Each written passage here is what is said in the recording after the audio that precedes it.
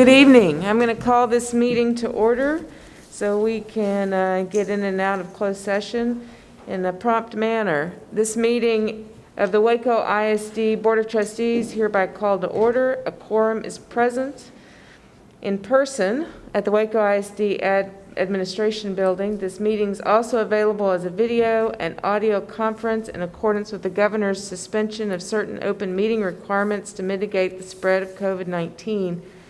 In accordance with those suspended rules, we certify the following. 1, members of the public may attend this meeting in person or watch it live on Waco ISD TV, Channel 17 on Grande Communications and Spectrum, and online at wacoisd.org/live.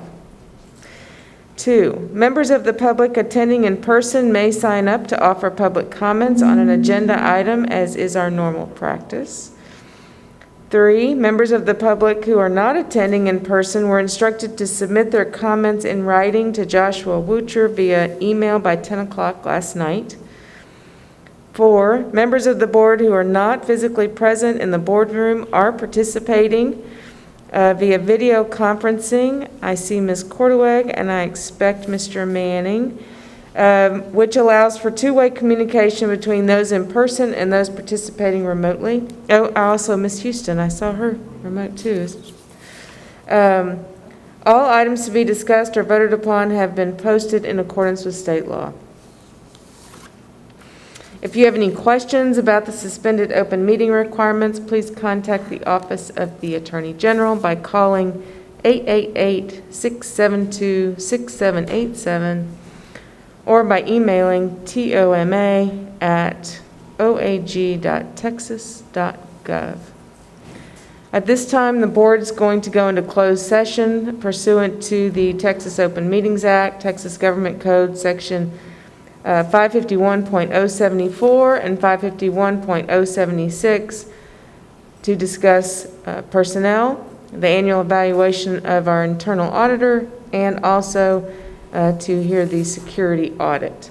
We will reconvene in open session. Our goal is to be back in here at 7 p.m. Thank you.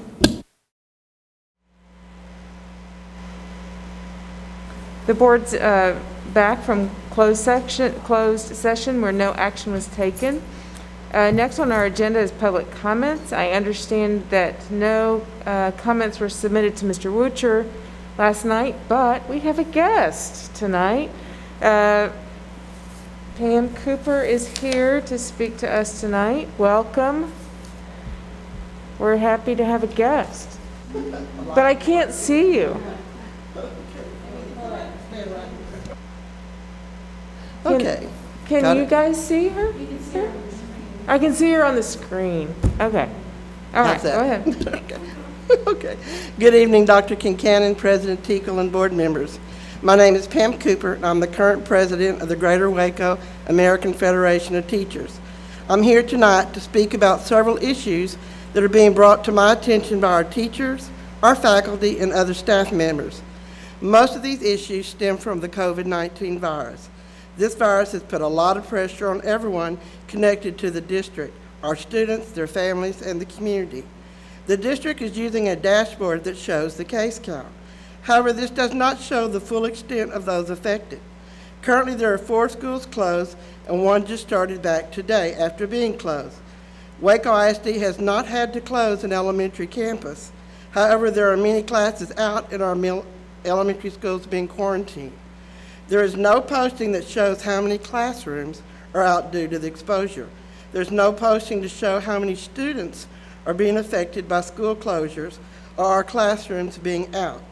Knowing these numbers is crucial for the planning and educating the Waco ISD students in the most effective and safe way. Much of what is being done has not been done before. I realize that the board and the administration has been trying to be proactive in handling these issues caused by the virus. I've been receiving numerous calls, and some of these concerns are due to not having enough substitutes to cover the classes. Many of our paraprofessional staff are being utilized as a sub on numerous days. If a para is being utilized as a sub, they should be compensated with the same pay that a sub is given. Often these parents are placed in a classroom and do not have enough materials needed or the training to utilize the online services for students. Teachers are under a lot of stress. I had 2 crying today. They need their duty-free lunchtime. Some campuses have told their teachers to eat in the classroom with their students or eat in their cars. That break is needed for time for them to rejuvenate. Planning time is not given daily. Complaints are being called in to report that their planning time is being used too much for meetings several times a week. Teachers are guaranteed planning time by law, 450 minutes within a 2-week period for instructional preparation, including parent-teacher conferences and planning. With all the new online and in-person teaching, students need their planning time. Students are returning to their classrooms now, starting the new grading period, and there are too many students in a room. I've had calls of 24 and 25 students in a classroom in elementary. Teachers have been informed that it is known that their rooms are not big enough to distance 6 feet apart and to do the best they can. The campus is not informed when a class is out due to being quarantined. Staff finds out when no one is in attendance in a specific room. Specials teachers are not informed about a class being out till the class does not show up for their specials time. I know I'm timed, so all I can say is we all need to stay diligent, follow the safety guidelines, because one loss due to negligence is not acceptable.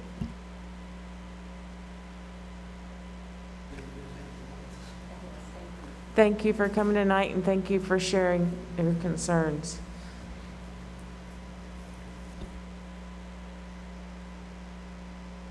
All right, that's quite a segue, but to the superintendent, we have COVID-19 update on your report. Why don't you go ahead and start with that, and then we can switch to Hispanic Heritage Month.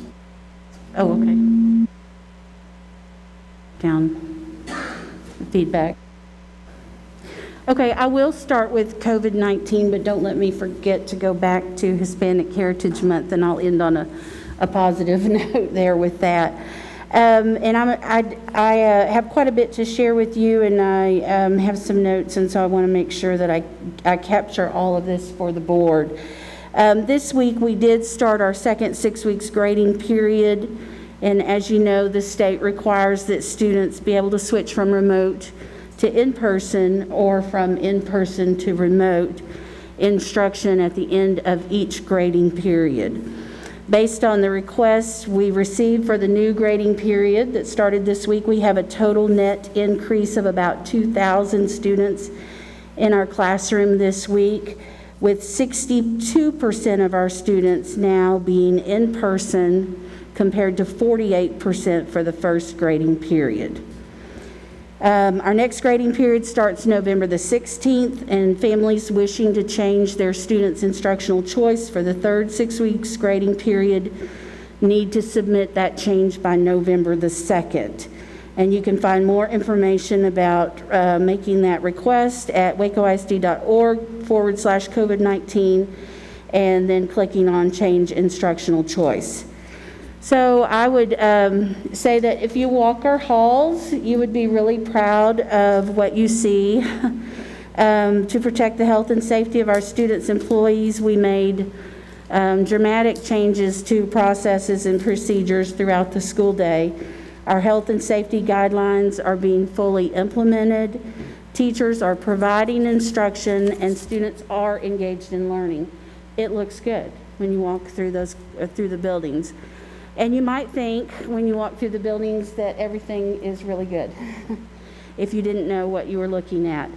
However, things really aren't as they seem. And tonight I want to acknowledge the challenges that we are facing. And so I want to talk about 4 things this evening. I want to talk about a lack of student engagement and the grades of our remote learners. Our staff absences, primarily due to contact tracing, is the second thing I'll talk about. Our adjustment to virtual instruction, which was alluded to, and teacher stress. So let me unpack that a little bit. Data from Teams shows that while the percentage of elementary students failing one or more courses during the first grading period was as high as 8% for in-person instruction at some of our campuses. There were some elementary campuses with up to 13% of remote learners failing one or more classes. So remote learners are not faring as well as our in-person learners. Middle school failure rates went all the way up to 12.5% for some of our schools for in-person instruction, and then as high as 21% for remote learners. At the high school level, the failure rate for one or more courses is up to 27% for in-person learners, and as high as 42% for remote learners. You have to understand it was a really steep learning curve for all of us for the first 6 weeks grading period. Attendance, our district's attendance rate was 88% for in-person learners for the first grading period, compared to 83% for our remote learners. And as you know, we had several different ways that we could count attendance for remote learners. Elementary schools had the highest attendance rates, as you would expect, while high school attendance rates were the lowest, around 76% for remote learning at the high school compared to 81% for in-person learners. So you may be hearing about some school districts that are ending remote learning, especially a lot of smaller school districts. And that, I think, is due to many of the reasons that I'm talking about tonight: student engagement, failure rates, attendance, and other factors. And for us, many of our schools are contacting parents and asking them to bring their children back if they're struggling with remote learning.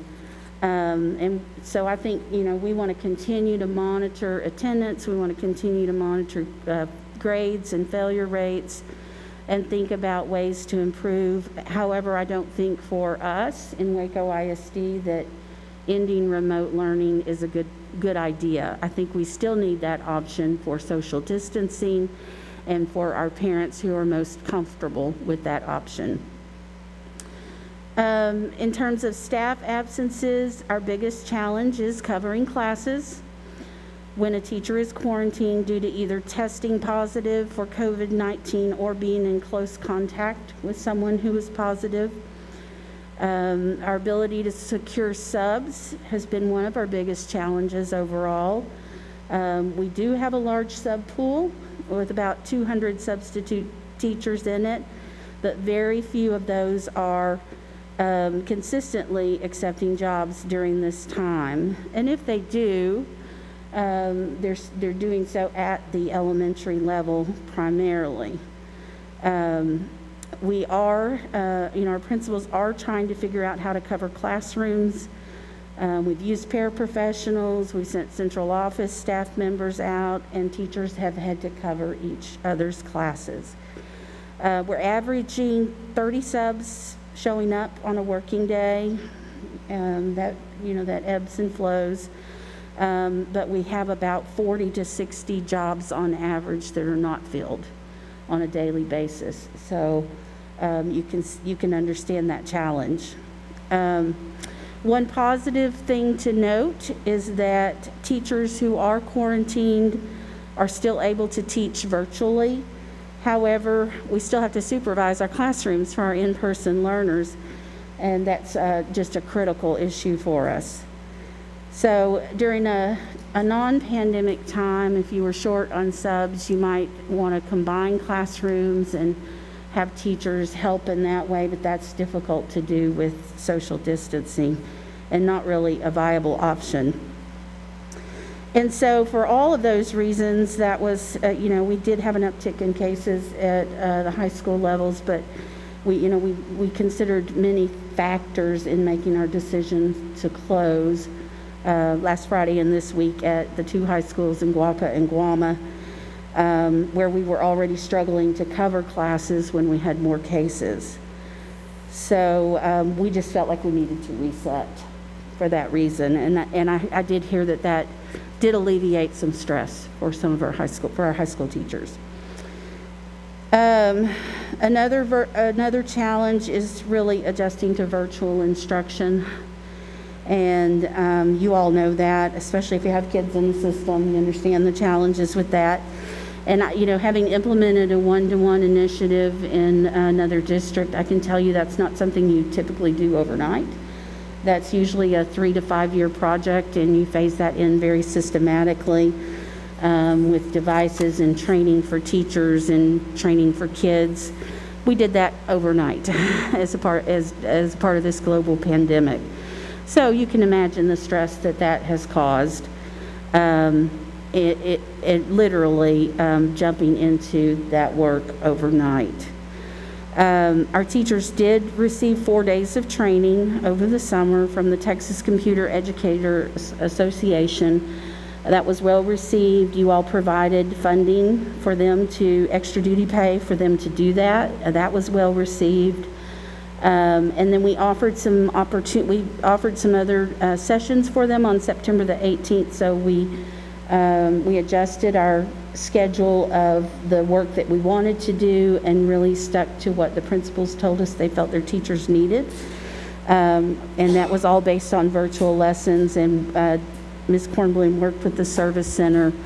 And there were 5 different choices of anything from Zoom, how to make it work in your classroom, to using Seesaw and Canvas, and differentiating lessons. So that was valuable time spent. Our teachers are stressed. They're worried about health and safety. Pretty much everything they do has been changed this year. They're being caught up in contact tracing, and they're covering classes for their colleagues. And they're having to keep up with students who might not be engaged. We do have a variety of arrangements of instruction, including virtual only, in-person only, and predominantly we have a hybrid model where teachers are teaching both virtual and in-person instruction. And we did allow our teams during the summer to work on the plans at the campus that they felt would work best, based on the strengths of their teachers, based on teacher input and their desire to take care of their own students. Also, they factored in the fact that they knew kids would be coming in and out, and so they wanted, some teachers wanted their kids. But we also had different numbers of sections of classrooms at each of our schools. We had late information from the state. We didn't know until late how many students might actually choose remote or in person. So as you can imagine, teaching has been really complex this year. I can tell you that just talking to other districts and listening, the majority of the state is doing exactly what we're doing. A lot of teachers are teaching both in person and remote. And I've talked to several superintendents who are trying to, change that model, but that's been a challenge, particularly at different grade levels.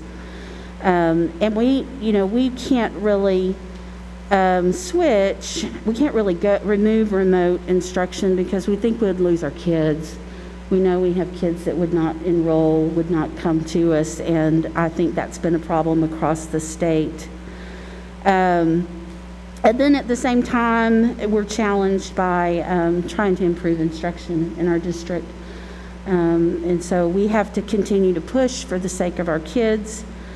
And we sure don't want to have any additional accountability penalties this year. I know the commissioner has been clear that those accountability standards will stay in 2021. I don't know if they really will or not because we have a legislative session, but that's what the talk is at this time. So to date, we have had 9 teachers retire or resign since the start of the school year. About half of those were due to COVID-related issues and stress, while the other half were for other reasons. Dr. Gutierrez has done an amazing job. We've been able to fill all of those positions.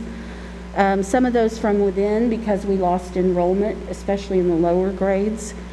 We do have only one vacancy currently, and that's for a new position that we posted last week for high school social studies to help with some history class sizes at University High School.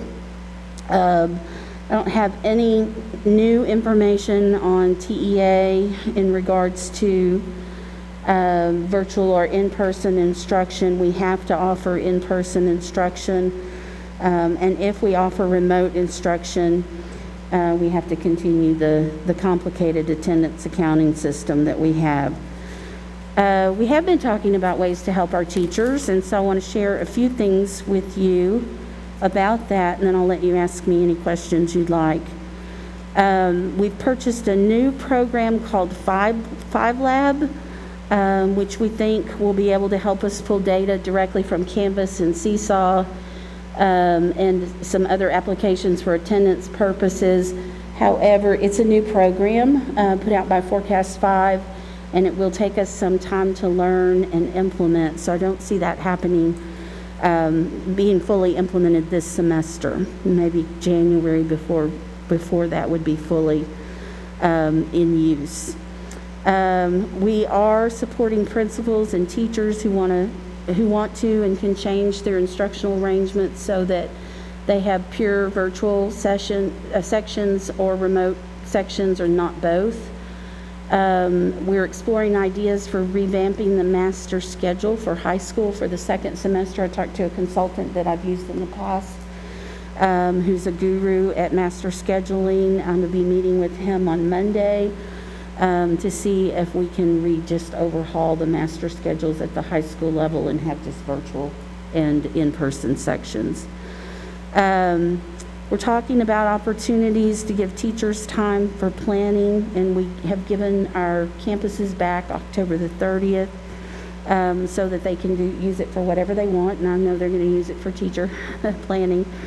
And so, and then the last thing I would mention is that I do plan to take a look at our school calendar to see if there is any way to use our minutes of instruction that we have banked in the spring for some additional planning time for teachers, and that's a double-edged sword because we need all the instructional time we can get too. So I know that's a lot of that feels negative, a lot of challenges there. But I think that's the reality of the global pandemic and the time that we're living in.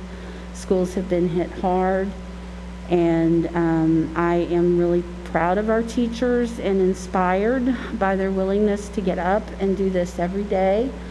And, one of the reasons we developed the classroom close-ups segments that Josh and his team are producing every week is to share the joy of what happens in the classroom and to continue to instill confidence in our profession, because this is an awesome profession and our teachers do an incredible job in spite of the circumstances.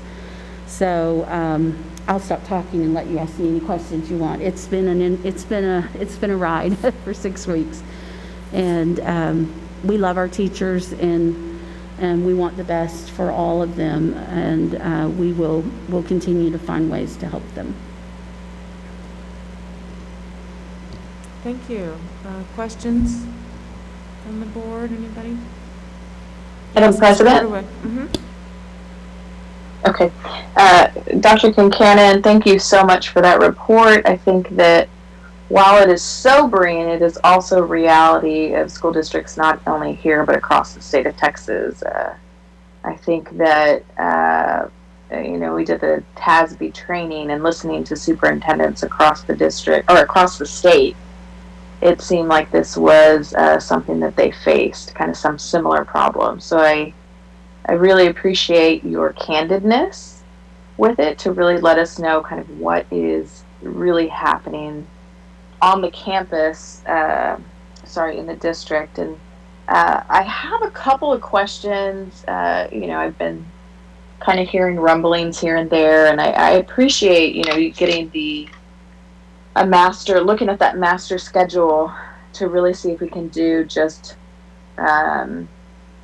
virtual learning learners all in one, hopefully in one class, and then, the in-person learners in a different class. Because I think high school, once you get into middle school and high school, is a totally different animal. You have a lot more kids to kind of track down and make sure that they're doing. So I'm really pleased to hear that you're doing that. And so I know that we had implemented, or we had passed the stipend for the training.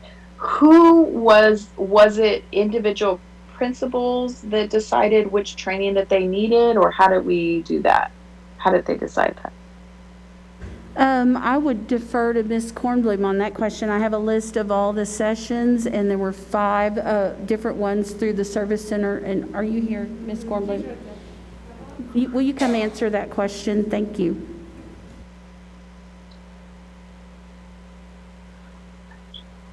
Hi. At the end of week 1, we submitted a survey to each campus principal to ask them, based on, and this was 1 weekend because since we started school late, that 18th was that following week. So we submitted a survey to each principal to ask them to provide us feedback with what their teachers were telling them, what they were struggling with, what they needed more of.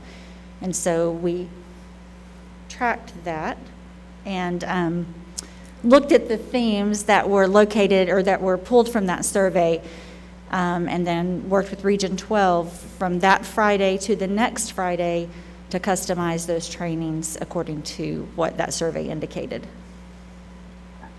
Okay, that makes sense. Thank you. I was kind of wondering that. I had heard some campuses received a training, but it wasn't what they were using, and so I think it just that makes sense. The other question that I had was, I know it's here somewhere. I had to write it down.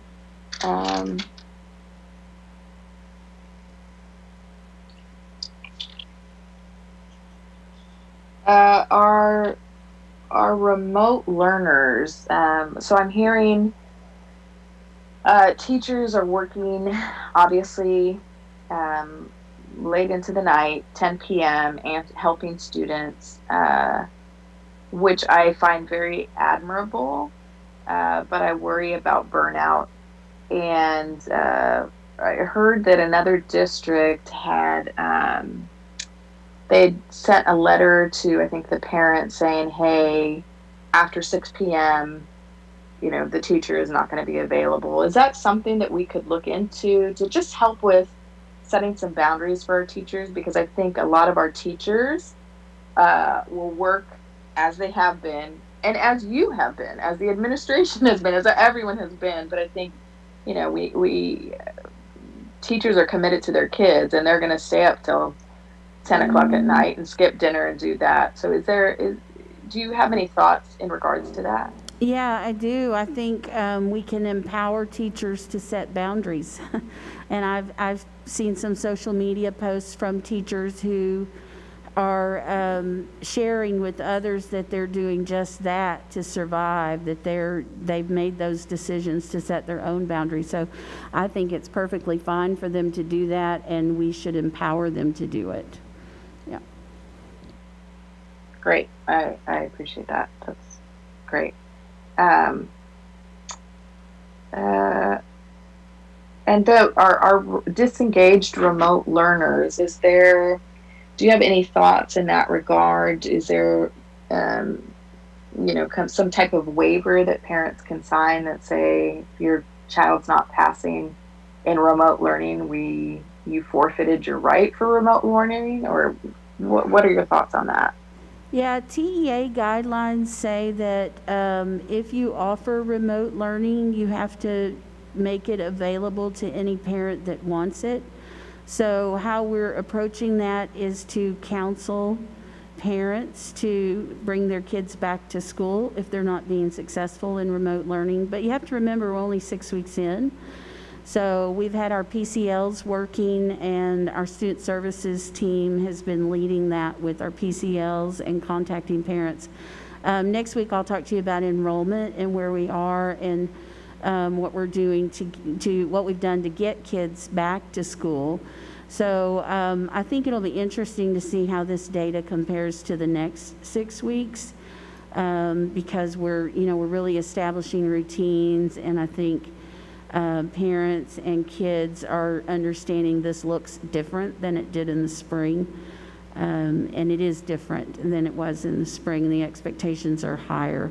So we'll see how things shift from this 6 weeks to next 6 weeks. Okay, great.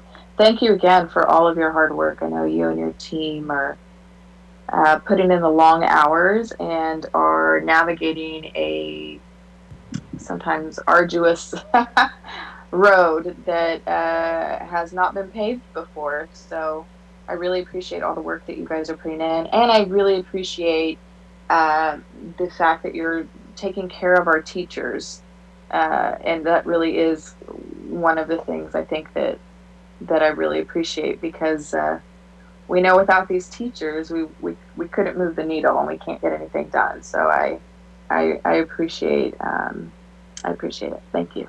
Yeah, absolutely. Thank you. Mr. Manning.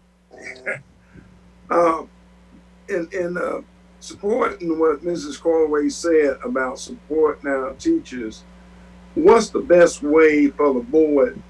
And that is really a big concern of mine. How do we support our teachers?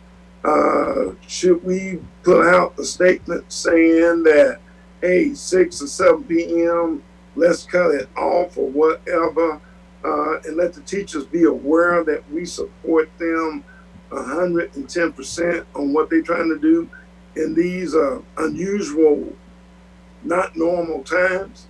What can we do as a board to let our teachers and staff know that we support them? That's my question. Yeah, I think you, by listening to them and telling us what you're hearing so we can respond. Sometimes we think we know what, everything that's happening, we might not. So if you're hearing something, make sure that it gets to me and my team so we can help. But I think you've done an amazing job. You've provided all the resources, and you've approved funding for technology and training and extra duty. And so I don't think it's a matter of the board not supporting, and I know you wish you could do more. I wish I could do more too. So I think just, being a spotter for us, and if you think of something, tell us so we can think about it and work on it. So, anything you're hearing, just let me know. Go ahead. But Ms. Corlaway was saying that if we got teachers helping virtual students till 9, 10 o'clock at nighttime, I think that's way above and beyond their responsibility. And these teachers should know that we don't find them at fault if they give them a cutoff time. And I believe that, hey, teachers, some of them got families, some of them got kids, some of them got other responsibilities. And I don't know how prevalent this is, how many of them work late into the evening on virtual stuff. But like I say, I'm concerned about burnout myself. I'm concerned about us. I think you said that we lost 9 teachers that retired or resigned, and most of them is due to the situation that we into right now. About half of those. I appreciate your comments. And I agree with you. I know there are some teachers that they're going to continue what they do for kids, but we do have to take care of ourselves, and they do have to set some boundaries, and we can tell them that's perfectly fine to do that. Okay. Okay, I'm sorry. Are we going to check in with them and kind of find out how things are going, like on a more detailed level? Because I'm hearing from both parents and from teachers that Seesaw, for example, is going pretty well at the elementary campuses. There's not a lot of complaints about that in remote learning. Canvas, not as much. And I mean, I know that's what we have. And I don't think that like in the long term, it's probably something that's going to be workable and successful. But I kind of feel like maybe they need an opportunity to give a little bit more feedback about kind of what's working and not working with that particular vehicle. Sure, we can do that. I will tell you, Canvas is a premier learning management system. I know we talked about some issues with Chromebooks and Canvas, and we can ask and work through those issues. But I do think some of it is learning curve. If you ask me to learn something and implement it that fast, I might be really frustrated too. So, we'll keep asking, and I think, we'll check the temperature again in 3 or 4 weeks and see how we're doing. And I think it's just going to be rocky. Yeah. Thank you.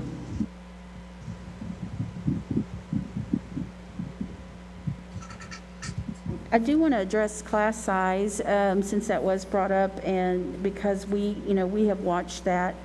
We monitored and took a look at all of the elementary class sizes, as we do every year, and so I'm not aware of any 24 or 25 elementary class sizes, so we can check on that, and we'll do so. But we've leveled some classes and moved some teachers to make sure that we weren't overloaded. So if we have a problem somewhere, we'll figure that out. Dr. Kincannon, I wonder if the 24, 25 kids was when a teacher was out and someone else was covering for like a day or two. Possible, but we'll take a look at the numbers again. Okay.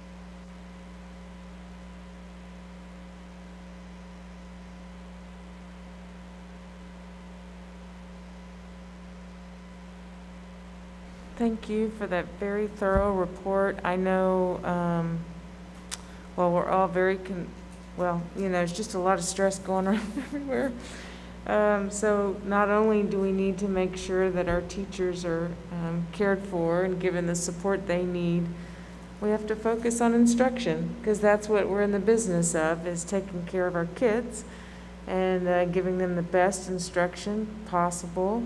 And even if the state were to change its mind about accountability in 21, we still want to show improvement. So it's quite a balancing act, and I appreciate everything your team's doing to honor our teachers as well as our families who want the best for their kids. So thank you. Does anybody else have any other question before we move on? Okay, Hispanic Heritage Month. Okay, tonight I'm happy to highlight some of our unique ways that we celebrated National Hispanic Heritage Month.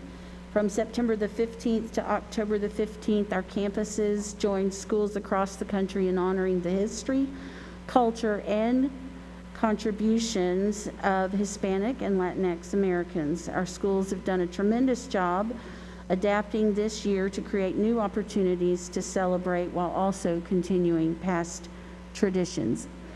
And I want to thank Josh and his team for putting the presentation together, the pictures, and I haven't seen them, so I'm excited to see the pictures that go with the narrative here. But Crestview Elementary's Hispanic Heritage Night transitioned to a drive-through event where teachers and staff happily greeted families outside of the campus. Remote and in-person students participated in interactive activities, while in the car line, students also received books, goodies, and tamales. Principal Samantha Crater said the event was a huge success and parents enjoyed the unique experience. At GW Carver Middle School, and so you see how amazing our staff is. Students celebrated in the cafeteria during lunch at activity tables and participated in historical trivia competitions. Exploring prominent historical figures and events were part of the Indian Spring Middle School's incorporation of Hispanic heritage elements into classrooms. Students studied music, maps, and newspapers from a different Hispanic country every day. The school is also planning a hybrid heritage celebration later this month and will communicate those details to parents. At Parkdale Elementary, staff and students were encouraged to wear brightly colored shirts, dresses, and flower headbands. And during every morning announcement, Principal Lena Ortiz shared stories about the important historical figures such as NASA astronaut Dr. Ellen Ochoa, the first Hispanic woman to go to space. At Mountain View Elementary, Spanish teacher Michelle Owen was featured in a new video series. I hope you've seen that one. Was posted on Facebook from our communications department called Classroom Close-Ups. These videos focus on how teachers are delivering great instructions for our students learning both in person and remotely. They're posted weekly, and I do hope you watch those. And Mrs. Owen discusses how activities like designing paper flowers, creating piñatas, and dancing sessions help highlight Hispanic culture and customs.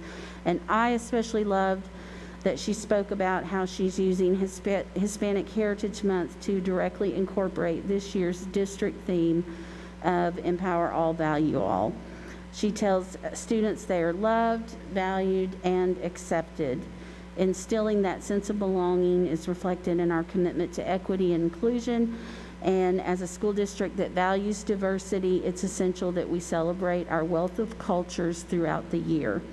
And I'm proud of our campuses and how they're providing that educational foundation of empowering and valuing our students. I do commend that video. It's really good. All of those videos have been really sweet, and that was exactly what we wanted. Really well done. Okay, next is the 2020-21 District Improvement Plan.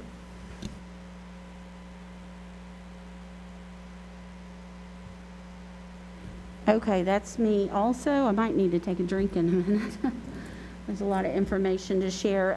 We provided you with a copy of the plan, and what I want to do this evening is to highlight some pieces of the plan, let you ask me any questions that you have, and then next week at our regular meeting, I'll be looking for you to consider the approval of it. So on pages 2 and 3, you'll find the vision and mission statement for Waco ISD. Those core beliefs there that are listed are directly from board policy. And then page 3 are the 10 goals that you all adopted earlier this year. On the next page, on page 4, I just wanted to point out that this year we added this comprehensive needs assessment for you all, and I want to thank Denise Bell for her work on this section of the plan to pull all of this data together. And on page 5 is the demographic information. This is last year's information, and we'll take a look at our PEAMS snapshot data that we'll be about to submit later this month at next week's meeting. I might mention, just point out to you there at the bottom that we did have 88% economically disadvantaged last year. And special ed is one that we will want to follow for this year. And the reason for that is not only did we have a lot of initial assessments to catch up on in the district, but I've heard from other superintendents across the state that special ed is an area to watch. And so that's one that I'm watching with our data submission this year. Okay, and I'm not going to go through everything, but I do have quite a number of things. And I might mention, by the way, this is a global pandemic, but this is still a very comprehensive plan with a lot of things that we want to accomplish. And we're going to do our best to do as much as we can this year, just as we have over the last several months in spite of the pandemic. We just may have to roll some things forward, though, so I want to be real about that. On page 20 is our first goal and that is around family and community engagement. And our first objective there is recognizing community partners who share and support the district's values to promote race equity. You're going to see race equity come up again in our plan on page 60. And then tonight, Dr. Warren will talk about a race equity resolution that we'd like your input on. On page 21, I wanted to mention strategy 3, and this is our long-range facilities planning workshops. We do hope to begin those in the spring. We will want your input on community members that you'd like to participate, and that's to address our facilities. And we'll be talking about that at our November meeting with our architect, Jared Sturzinger. If I'm going too fast, you stop me. Page 22, we have our classroom close-ups that I already mentioned for community engagement. Page 24, we're moving into goal 2, retaining our teachers. As you recall, we had a 25.9% turnover rate on our previous taper data. Now, we don't have data for 2020 yet, so I don't have any official numbers for you, but when we get that, we'll share the latest on our turnover rate. But we're still focused on retaining our teachers, and our human resources department has done such a beautiful job during the pandemic of just meeting with teachers and talking to them about what would make them feel safe and comfortable in their classrooms. And so I know we've lost some teachers, but I think we would have lost more if we hadn't taken such good care to help them. So I'm proud of that, but we want to continue to work to keep our teachers. Page 26, we are implementing our new teacher induction model. There was some work done over the summer to revise the way that we induct new teachers, and that's happening. And then strategy 2 there we'll talk about later in Dr. Gutierrez's report on a opportunity culture partnership with Texas Tech. And I'm going fast, I know. Goal 2, the next page, page 27, has to do with professional development. So I just wanted to remind the board that we're continuing our work with DDI and action coaching and lesson planning. And we're in the first year of the implementation of the 3-year literacy plan that you all approved earlier this year. So there was some fantastic work done this summer around phonics training and getting our teachers going there. We may have to make some adjustments because we are giving up some time back to the campuses, but we're still moving. Page 29, teacher incentive allotment. Dr. Gutierrez will speak to that later.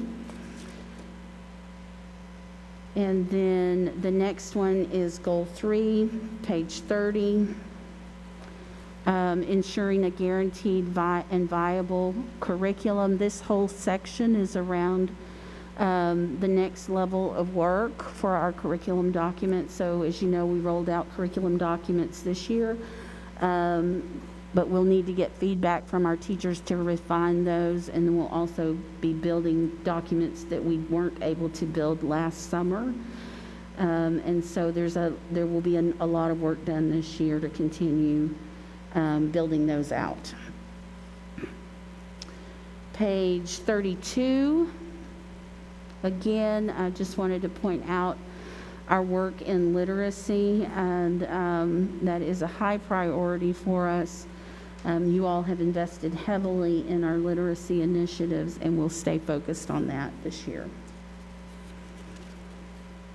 On page 34, moving to more of our high school sections, we still want to revise our EIC local policy. That's work with the committee, and Denise Bell is going to lead that work for us later this fall and into January so that we can get that to you and get your approval prior to developing our secondary course guides for the spring. And there's a lot of work there.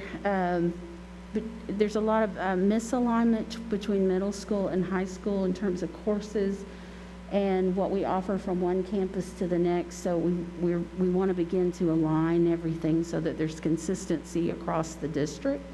And so you'll see several things there about that. Page 37.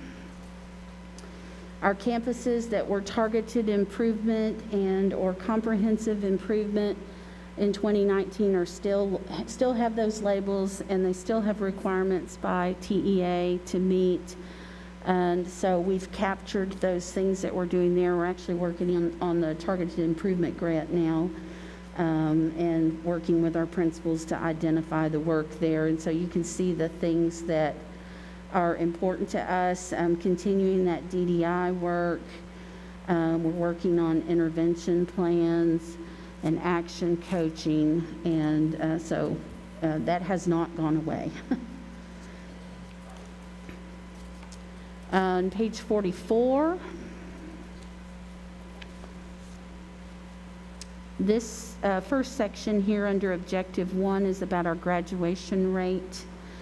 And we are looking at, actually, we may have purchased it already, a dashboard called 5Lab. That will pull all of our information together in one place on our students. So you can look at attendance and grades and STAR testing results, and you can begin to see which kids need the most support based on multiple indicators. And that's something we'd like to have in place to help our principals identify students who may need the most help.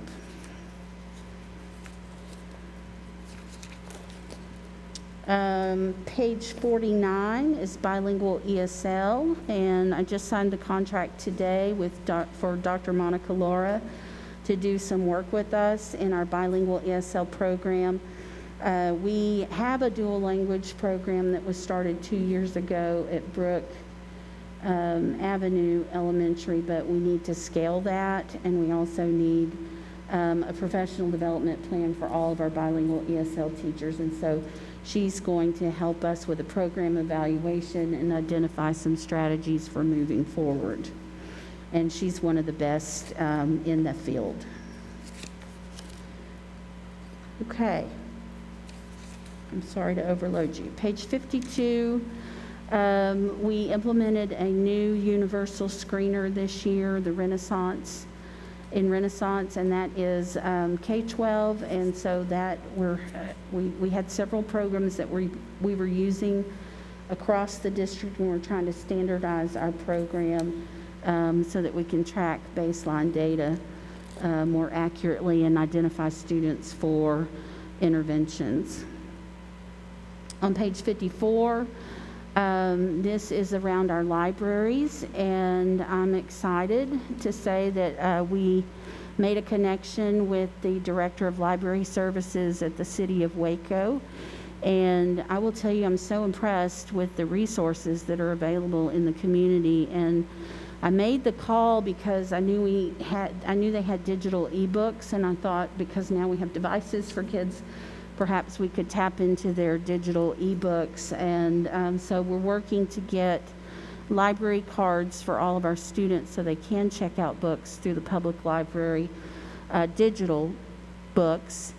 And then they also offered that they can help provide training to our librarians, and we may even have the ability to have a partnership for ongoing support to improve our library programs. So I was really excited about that and wanted to mention that to you.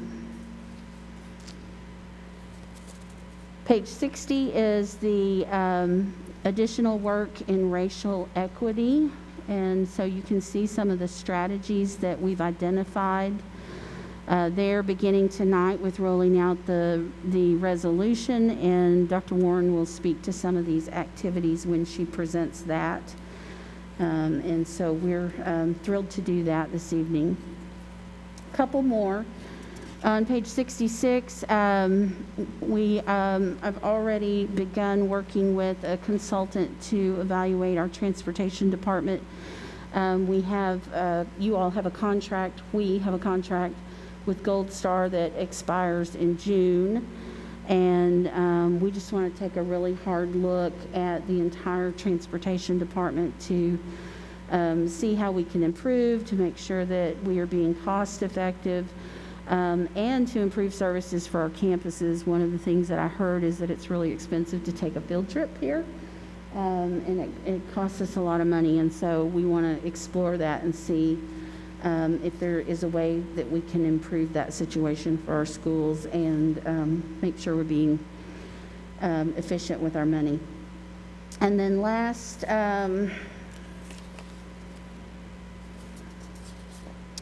maybe not quite last, page 70 is around developing leadership capacity.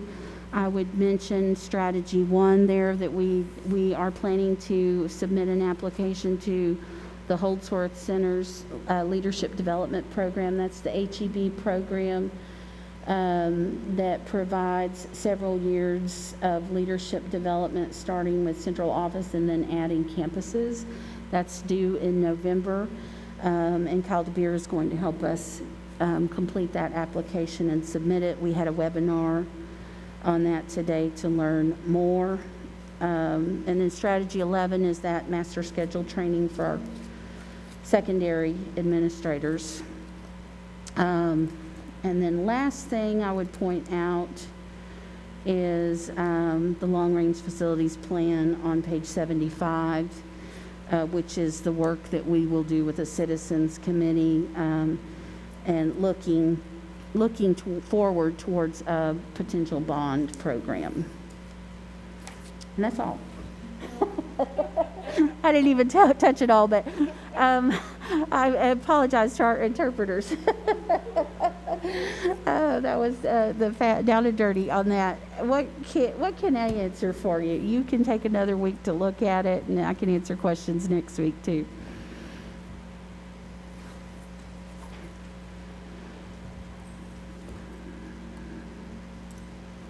No questions. Okay. Thank you. Okay, Dr. Warren, review and discuss resolution regarding race equity.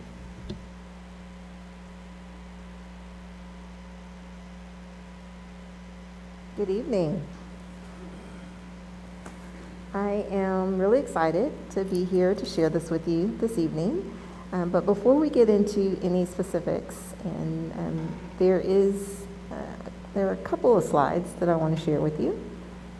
So we'll get that first one up. Before we get into any specifics, I want to establish a bit of context.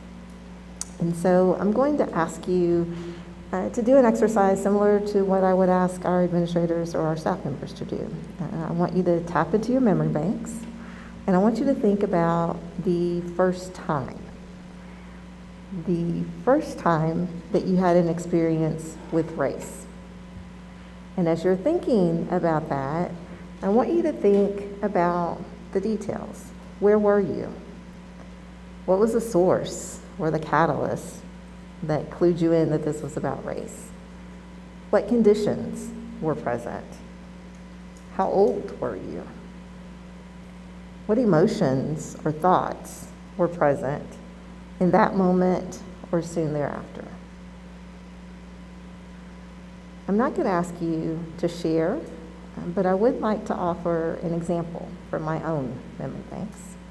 I was in 3rd grade, and the campus bully, if you will, called me the N-word. And I didn't actually know what that word was, but I knew that it was meant to hurt me, and I knew that it was not supposed to be said.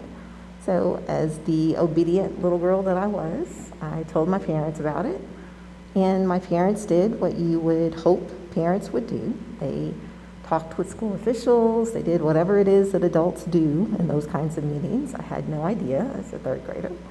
What I did know is that all of a sudden, that campus bully, who had done something intentionally to harm me, was now doing his absolute best to make sure that no one else on the campus ever harmed me.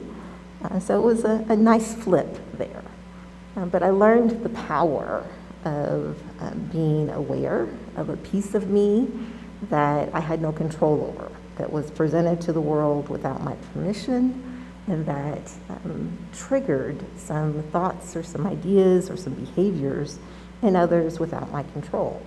And I also understood how important it was for me not to be silent, but for me to share when I was harmed as a result of something that was directed at me in that way. The first time that Dr. Kincannon used the phrase anti-racist organization happened a little earlier this year. And I'd like to share with you some pieces of that first time, with her permission, from a staff letter that she sent out following the murder of George Floyd. So Dr. Kincannon shared toward the beginning, "If I am being honest, I have struggled because it can be uncomfortable to talk about race, but this is a conversation that we must have."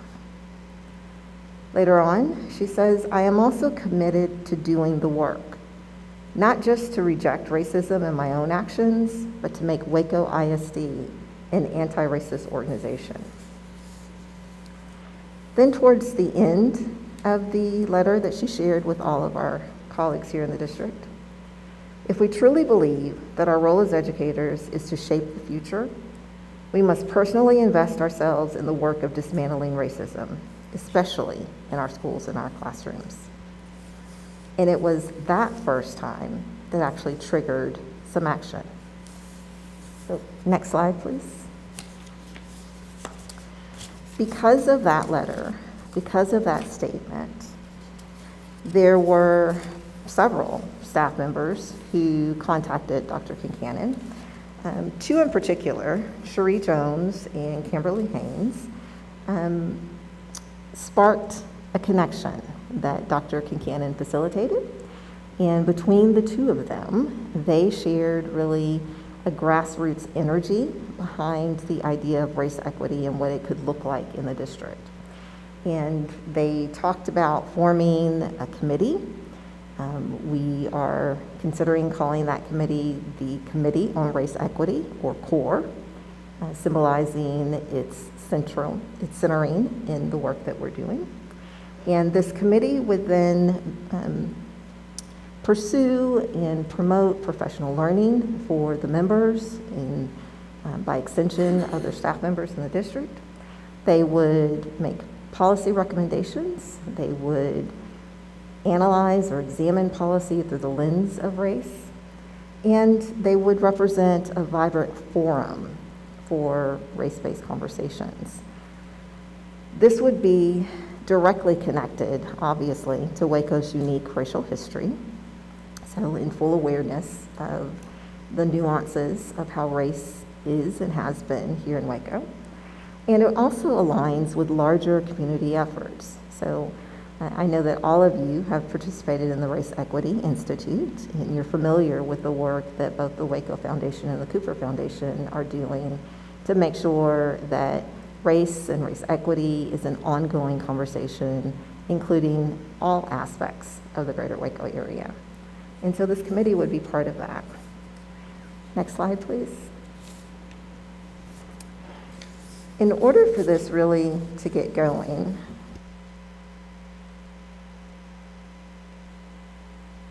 sorry, I don't have enough fingers to move paper and mic at the same time. But this action has to be intentional. This energy that was sparked in late May that led to these ideas and this desire to do something, it has to be intentional. And in order for it to really have the long-term impact that we are looking for it to have, then that absolutely requires board awareness and support. And that's where we come to the proposed resolution. And so I'm not going to read it to you, but I do want to highlight the components of it, if you will.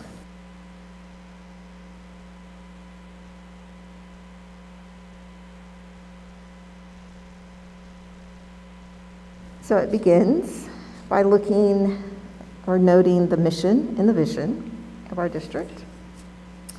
It recognizes the board's pre-existing commitment to this idea of equity, this value of equity.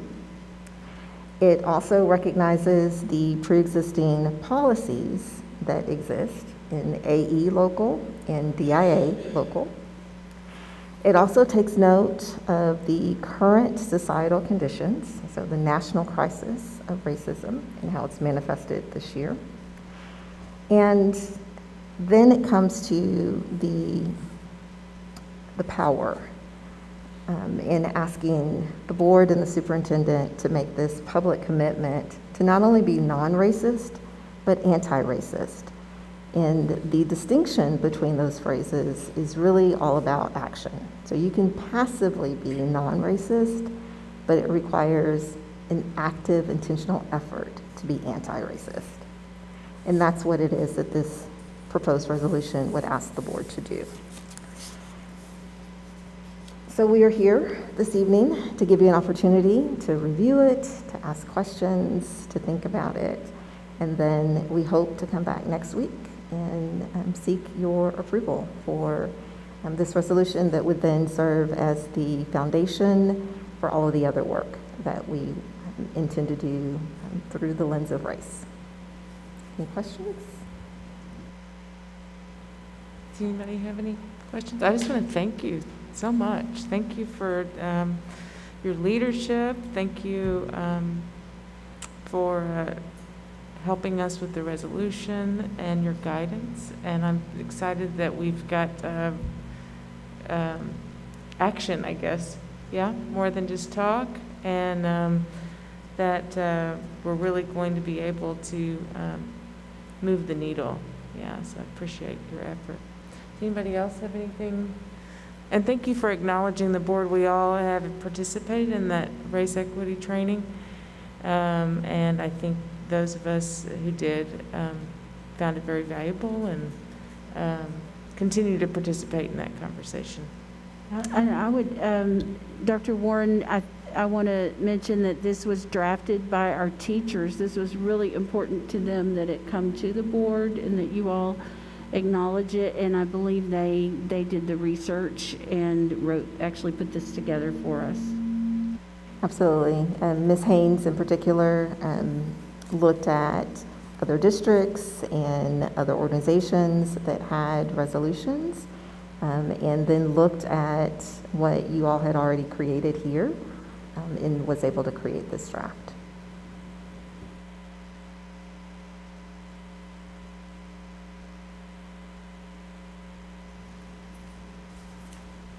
Okay, thank you.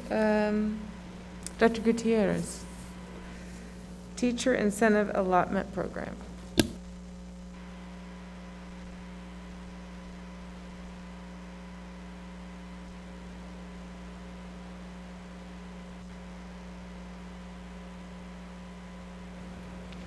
Good evening, Board President and Board of Trustees. It's my pleasure tonight to give you an update about the teacher incentive allotment. Okay.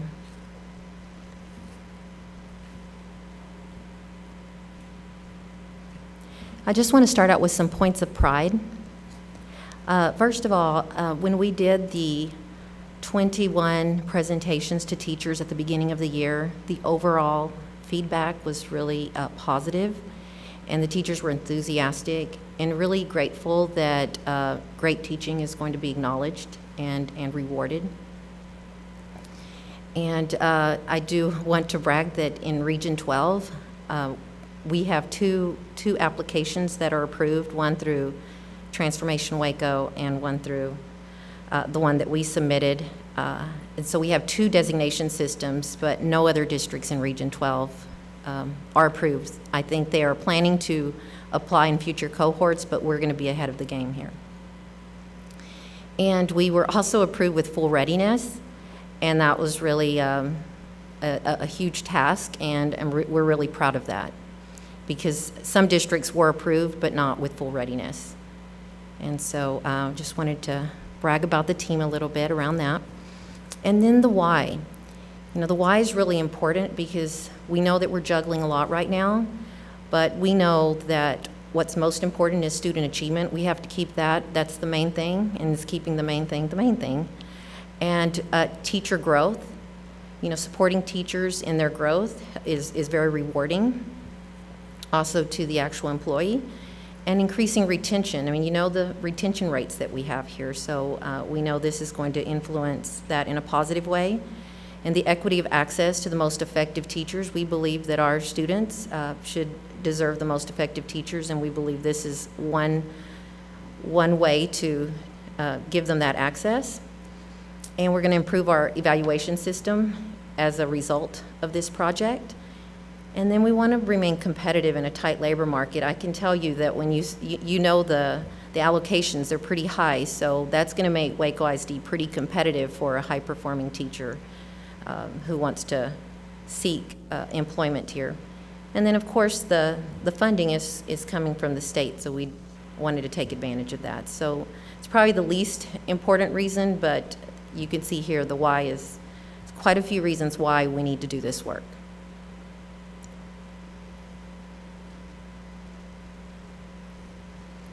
I'm not going to spend much time on this timeline because you've seen this before, but I do want to say this is our alignment and implementation year. You know, we've launched TIA, and like I said, with excitement from our teachers, and we're about to launch our expert teacher group so that we can continue to gather input from our teachers.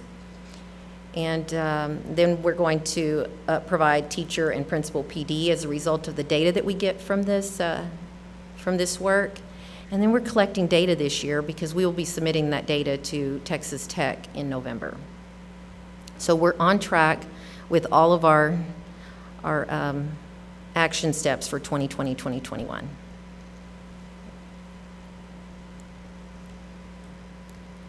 So with our data collection year, as I mentioned before, we're only focusing on reading and math teachers for this year, but all teachers are going to be eligible for some type of reward here.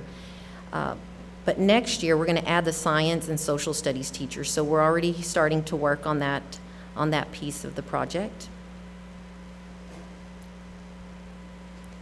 The last time I spoke with you, we had our weights at 45% for T-tests and 45% for student growth. But we changed that as a result of some feedback that we were given from principals and teachers. So we changed it to 40% T-tests and 50% student growth. They really wanted a higher percentage for student growth and not the teacher evaluation system. And then our core leadership practices stayed at 10%, which all of this totals 10 points. But then on to the right, you can see how that was broken down into points for each of those practices. Again, you've seen that one before, but I just wanted to tell you the change that we made. So then the funding, as I mentioned before, there were 90% has to go back to the campus for teacher compensation. But the funding committee, we had a subcommittee of teachers and principals who gave us some input, and they said, you know, that funding needs to be split. And so we're going to split it, the 90% is going to be split at 75% for the teacher who received the designation, and then the other 15% is going to other high-performing teachers. And until all the teachers are phased in, this gives every teacher an opportunity to earn a little extra money for their work. And other high-performing teachers will be determined based on 2 of the 3 measures. They won't be, this won't be determined on student growth because we're only going to have a teacher evaluation system and the leadership practices for that group of teachers until phase 2 and phase 3 are implemented. And then 10% will stay at the district level, and there's a few areas there that we could use the money to support PD, for stipends, the cost of any assessments that we use, coaching, and just supporting administrators in general. So there's a number of ways we can use the money. So in the implementation, with the implementation, I just want to highlight some things. This is going to be a big year for us to implement some of the action steps, and I will say my colleagues over in curriculum and instruction are really going to do the big lift here. And they're going to be executing on calibration protocols, because when we did the teacher survey, they told us that they were really concerned about how in some schools teacher evaluations were really high and others, they weren't as high. So we need to make sure that we're using our rubrics correctly and assessing teachers as accurately as possible, so we have a calibration activities planned.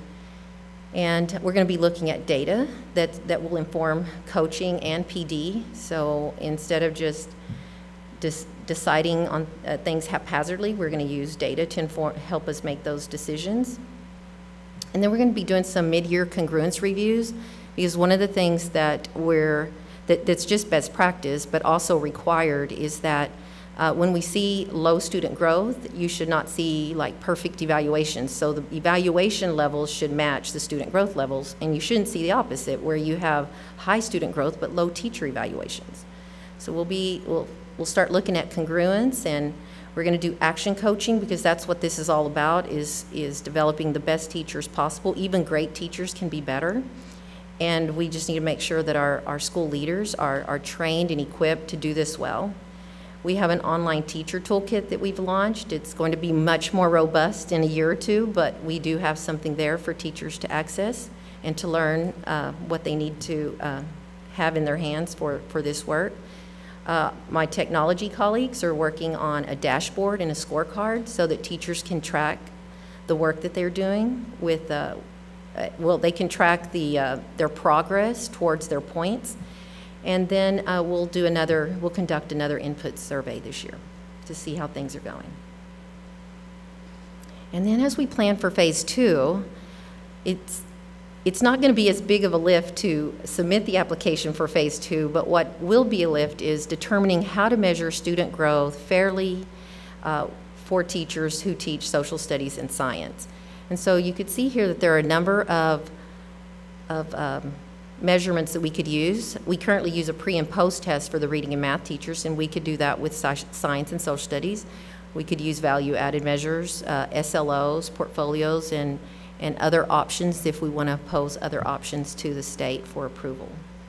But that's really the main thing that we'll be focusing on this year in our planning for the application.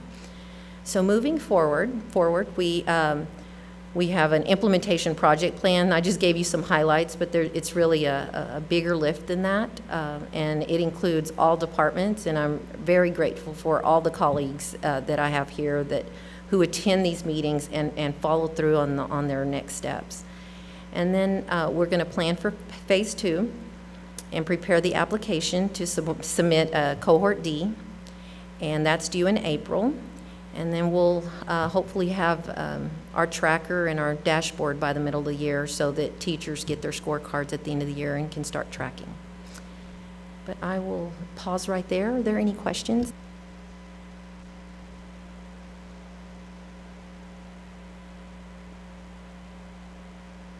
Can you remind the board how much money teachers might be eligible for? Yes, and you know what? So I can send you a couple of slides that have the amounts, but they qualify for up to $32,000. Most of our schools fell into Tier 2, so none of them hit quite the $32,000, but most of them were upward to in the high 20s to $30,000. So it's substantial. What teachers are going to be able to earn here. This was a part of House Bill 3 in the last legislative session. I have some concerns that this survives the next legislative session, but we're moving forward, and we hope that it will, because it's a significant amount of money for classroom teachers. Yeah, many of our elementary schools the teachers will be able to earn anywhere from like right under $9,000 to about $30,000. So that's a good average.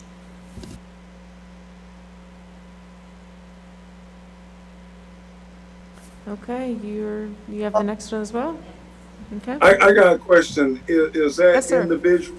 Is there a maximum amount the 9,000 to will they earn 9,000 to 30,000 individually, or as a? Yes, so let's say it's $26,000 the teacher is going to earn in year one after this year. If they bring in $26,000 allocation, they are going to receive 75% of that in a one-time stipend, because the other percent will go into a bucket and be distributed amongst other high-performing teachers on the campus, so that everyone can be a part of this in year one. And what, more than one teacher can earn that? Yes, sir. So it's based on the three measures. So any teacher who meets the performance standards for those three measures will be submitted to, their data will be submitted to Texas Tech for approval and compared against other teachers across the state of Texas. And then TEA will make the final approval and then let us know which teachers are designated. Okay, thank you. You're welcome.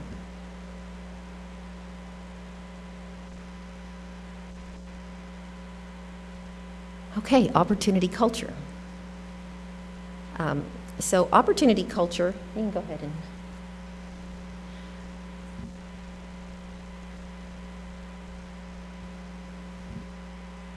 Can we see the whole entire?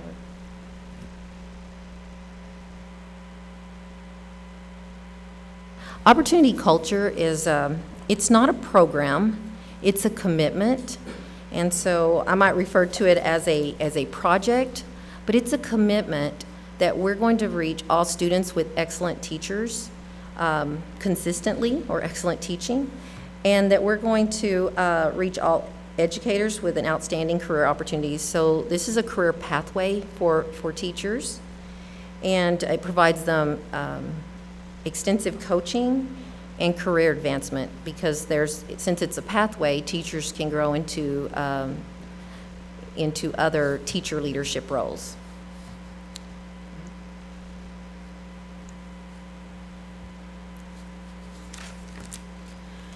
So our schools face some challenges, and this is trying to combat these challenges is one of the reasons why we should engage in this work. You know, teachers often work alone and they don't have enough support. I mean, we heard that today.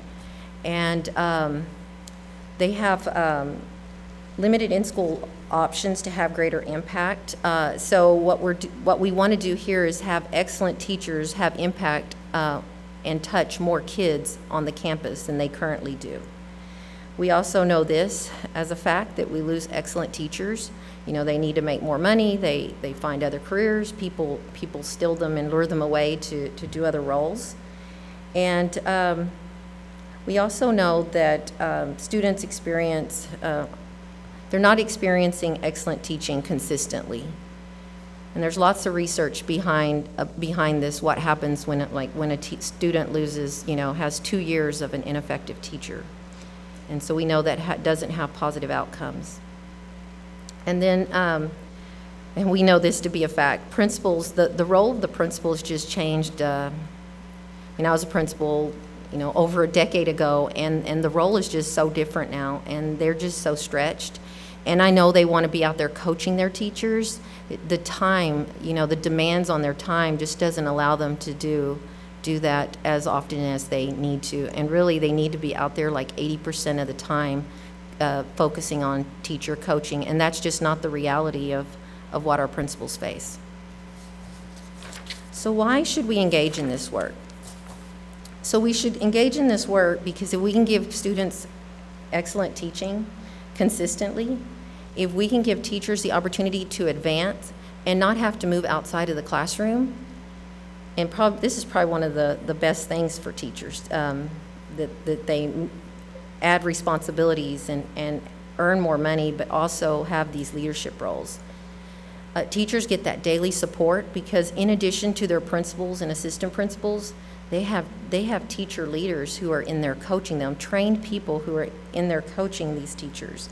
And then the distributed leadership. This is just best practice and probably one of the hardest things for for principals to attain without a real structured model is really trying to drive change and have excellent schools through that distributed leadership, because we know one person or a small team of people can't get this job done. It's just too big for one person.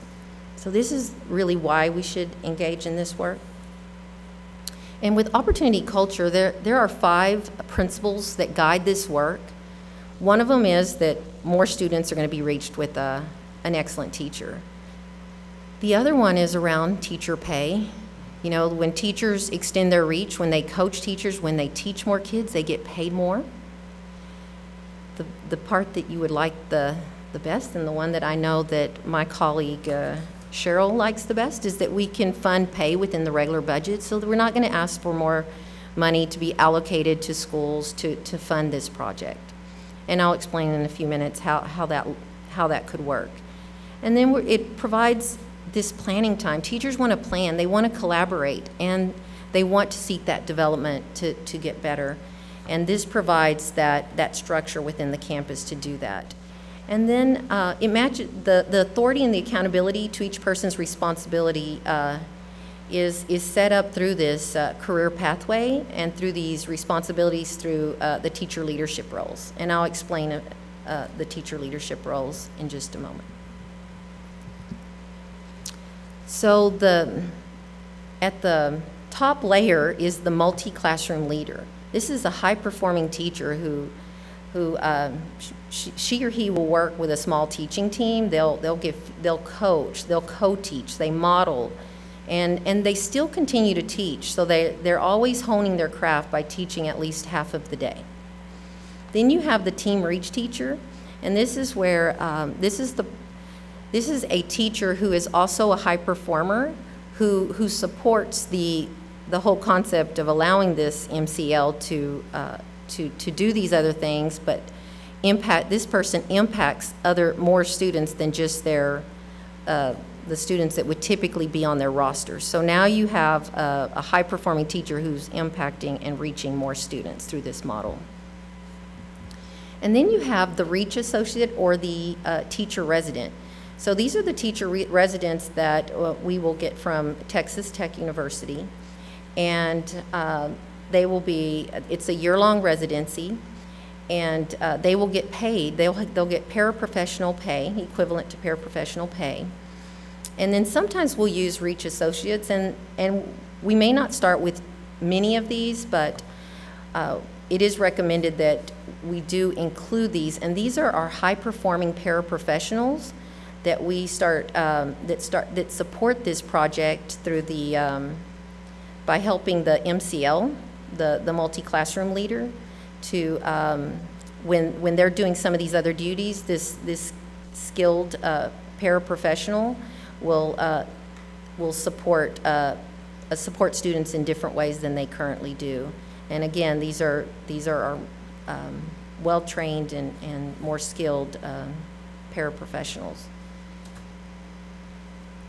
So how will we fund this? So back to principle number 2, where we're going to fund this within the regular budget. And the 3 typical ways that this is funded in most school districts is 1 through vacancies.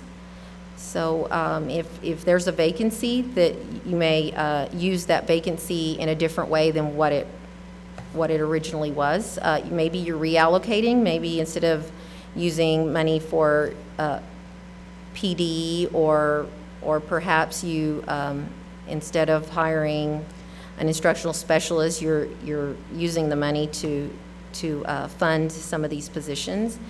Or you may have like an instructional specialist who decides to return to the classroom. They know they're great teachers, and they decide that they're going to go back to the classroom to support this, because they're also going to earn more money this way and still get to coach teachers, but still get to do what they love, and that's teach kids.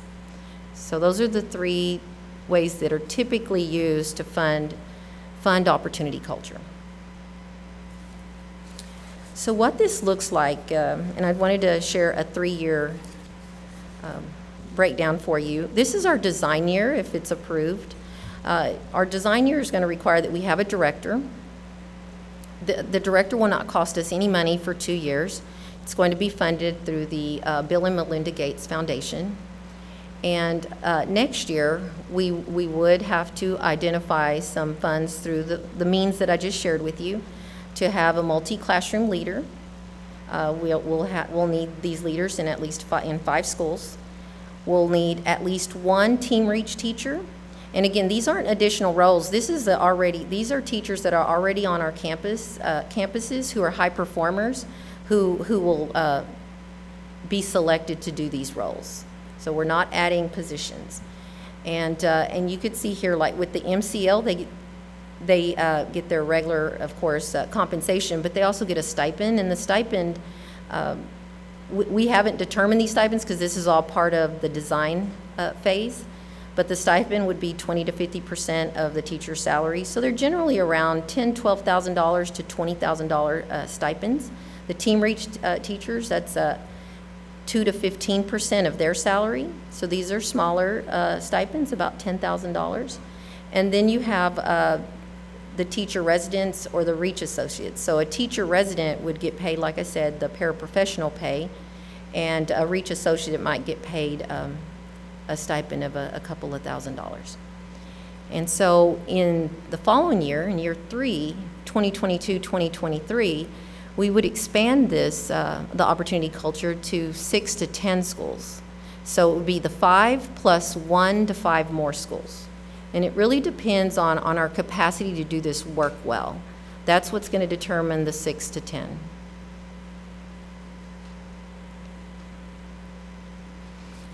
So we have a couple of goals.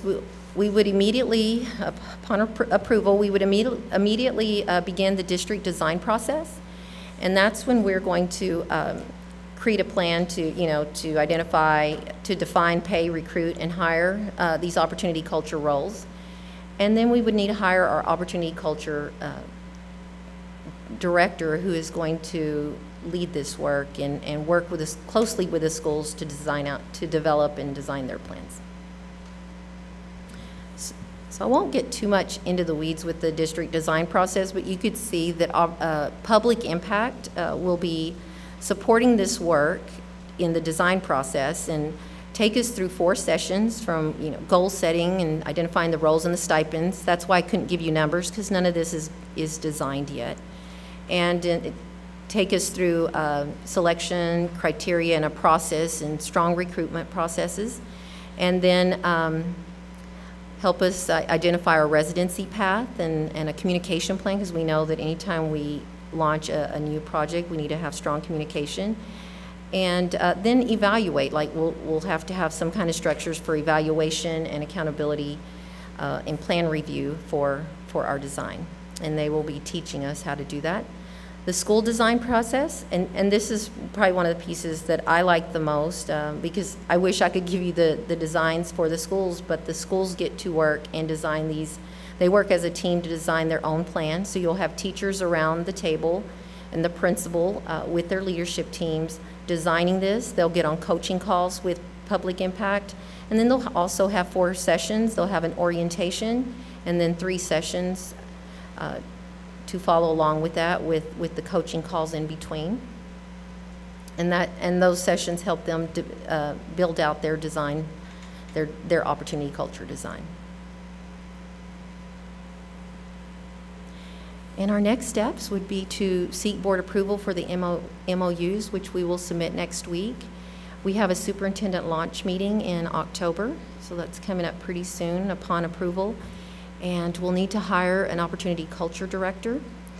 And we'll need to identify the 5 cohort A campuses to engage in this work. Then once we do that, we'll have an information session for the district and the principals. And then a visioning session with Texas Tech, and then our US Prep for the teacher. US Prep would be helping with the teacher certification piece of it. So I'll open that up for some questions. Dr. Gutierrez, the program looks like it has,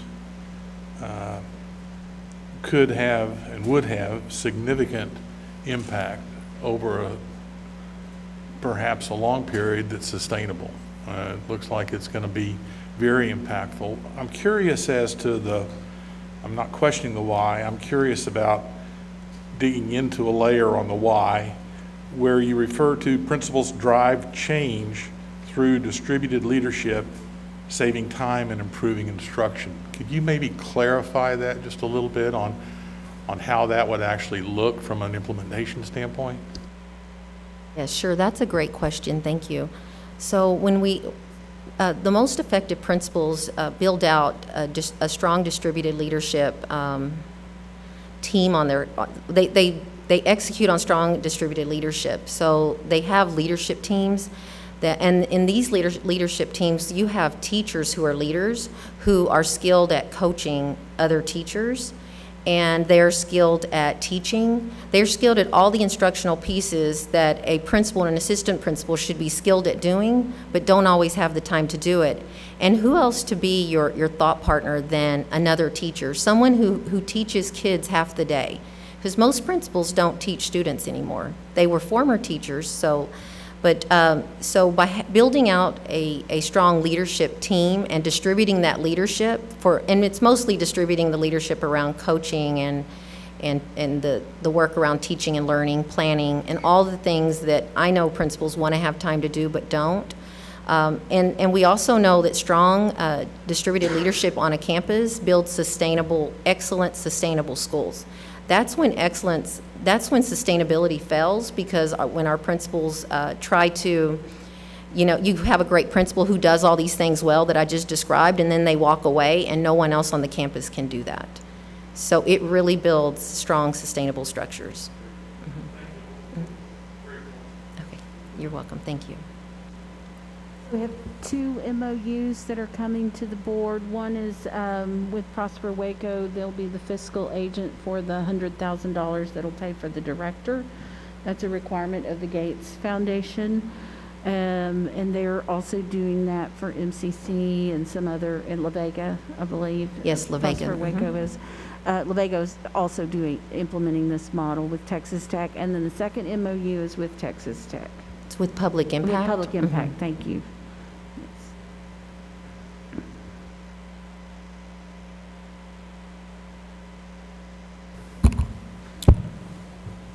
My turn? Dr. Gutierrez, I'm all for trying anything, and I think with the right people on board, if we can find them to fill out these roles, it can work and be productive, yield some good results. How new is this? Have we seen this work elsewhere in other districts? Yes, so in the state of Texas, it's finally here in Texas, and there's only a handful of districts. So we're one of the selected school districts who were invited to participate. But nationally, I could tell you, I personally have seen it in the Florida area, in Charlotte-Mecklenburg, and in the Atlanta area in Fulton County schools. So yes, this is it's a progressive model for teacher leadership and for building out your own teacher pipeline. And so I'm really excited about it, but I have seen it. I've seen it be super successful, and I'll be honest with you, I've seen it when it isn't successful either. And I know exactly why it's not successful, and it's because when the district or the schools don't have the capacity to do this well, it doesn't work out well. Do we have the capacity to do it well? So my answer is yes. We are going to be very careful in how we select the schools based on what we know. Like, we're not going to select schools that have a lot of competing initiatives. We're going to have schools who can really focus on this work. We're going to select principals who have the leadership competencies to make this work. And of course, we're going to use TIA, that we're going to use the designations with TIA. So these 2 pieces work beautifully together. We'll use the designations to be able to select and consider the teachers who will be these MCLs and these other teacher leadership roles. These teacher residents end up with a degree from Texas Tech, so they're teachers in training at the end. And so we're essentially growing our own teachers. Yes, we are growing our own teachers in our schools and teaching them the Waco way, using the best Waco teachers that we have to offer them. I got a comment. years ago when I first came on the school board, I heard that's the worst thing we ever had was the Waco way. It hurt the district from what I was told. So I would not use that term, the Waco way. I would rather use the term the best way for the district, not the Waco way. And my next question is that if we do this for the teachers, are we going to do this also building up a program to build and our own leadership for principals, for administrators, and even for superintendents? Will that be something that we're going to look at in the future? Trustee Manning, we currently talk about that all of the time. We wish that we could have done that yesterday, and so the answer is yes. We just, you know, we've got a lot that we're managing right now, but our vision is to hopefully launch something on a small scale after the new year. So hopefully we can do something this year to get it going, but we want something much more robust than that. Well, yeah, I can understand right now, but that's what I'm saying. I'm looking for the future. I mean, this is kind of like you know, starting ground up. We're gonna work this up, but will we? That's what I'm saying. Will we increase this in the future? If not next year, a year from now, a couple of years from now, that we will, you know, work on building our own leadership, our own principals, vice principals, and our own leadership into the administration. And I'm assuming you said yes, that's what we're going to end up doing in the future. It's exactly what I said. Okay. Yeah, right. and the Holdsworth program is actually a leadership development program, so there will be opportunities there if we're selected to take principals and campus teams so that we are growing our leaders and building capacity for school leadership as a part of that program. Okay. Dr. Gutierrez, thank you so much for this presentation. I think it's really exciting work, and I think it really could not only bolster our teachers' effectiveness, but I think that it really could, having been a former teacher, I know that it could also help with teacher retention if you have the right kind of team teacher. I forgot what they were called, sorry. But I know that one of the main things that keeps teachers on campus in a district, in a school, is the team that they're a part of. And if teachers feel a part of a team and community and they know other people have their back, they're more likely to stay. And so I think that is one of the factors in teacher retention. So might kind of be a hopeful byproduct of this work. So I'd be interested to see that also. So, but thank you so much for this. Thank you. Thank you. All right, review and discuss facilities projects. Mr. Correa, who else is behind Mr. Villanueva?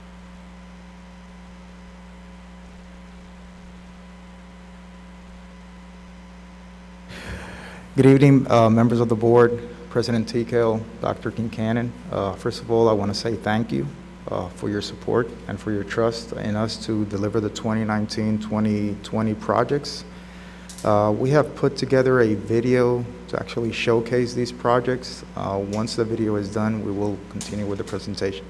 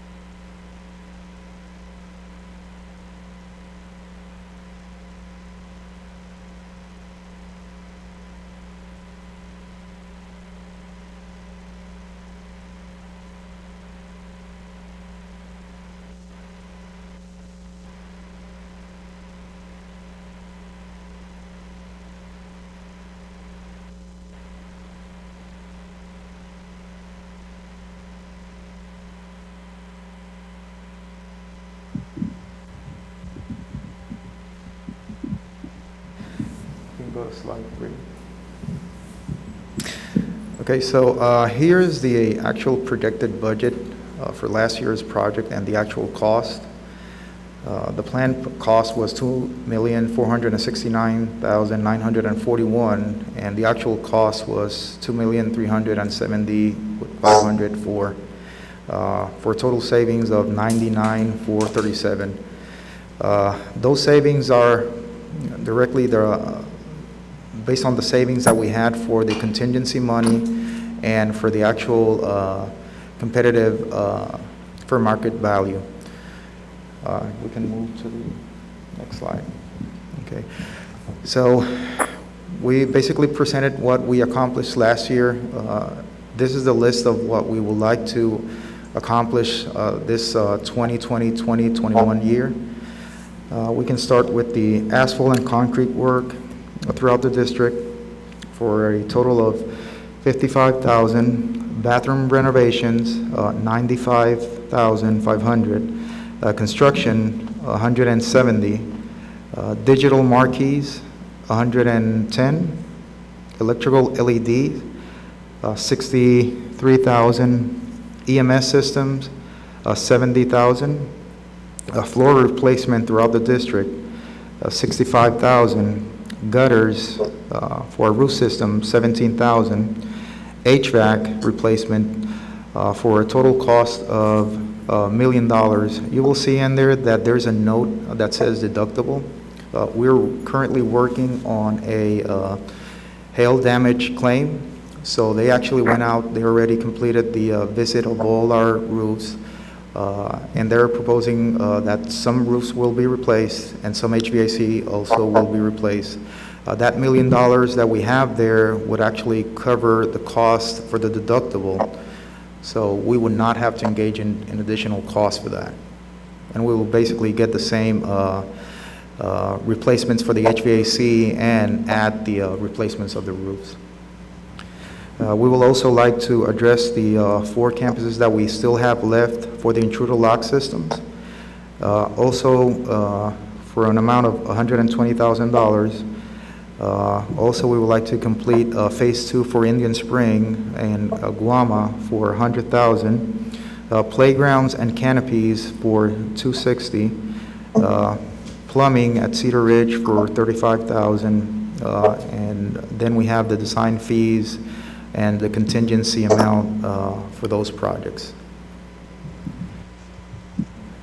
So here is the priority ranking. Priority 1 is mission critical concerns, deficiency, conditions, or safety issues that may directly affect the school ability to remain open or deliver the educational curriculum.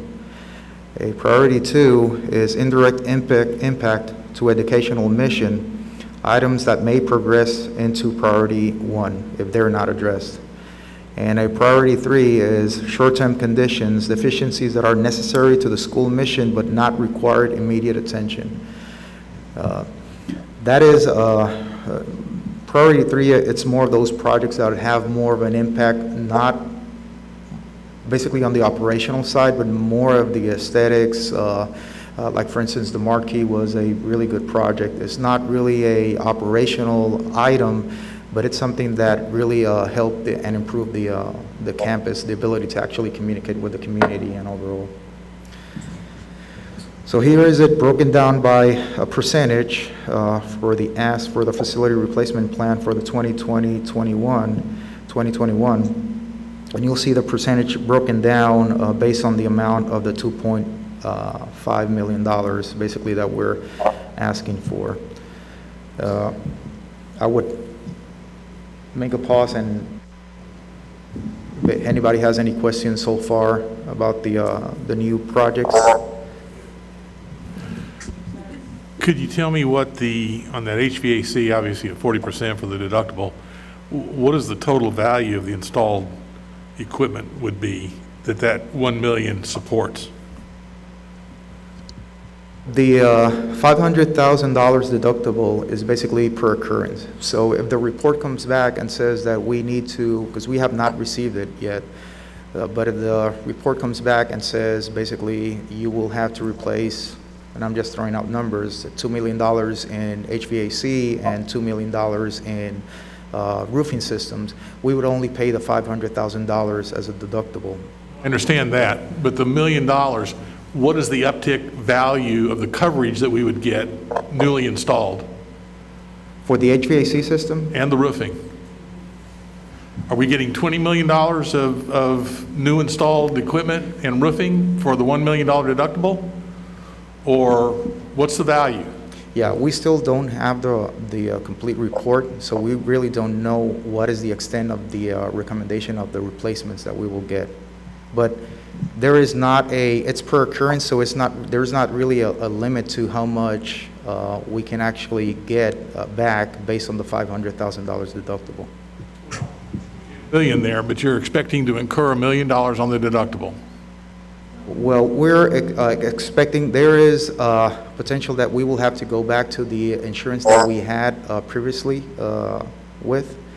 If some of those roofs are determined that the effect of the hail was for previous years and not covered from our current insurance. So that's why we have $1 million, just in case there's going to be two different occurrences per two different companies, insurance companies.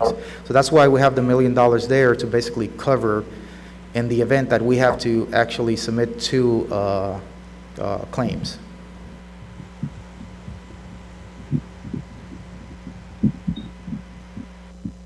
TASB, Cheryl, is this TASB deductible?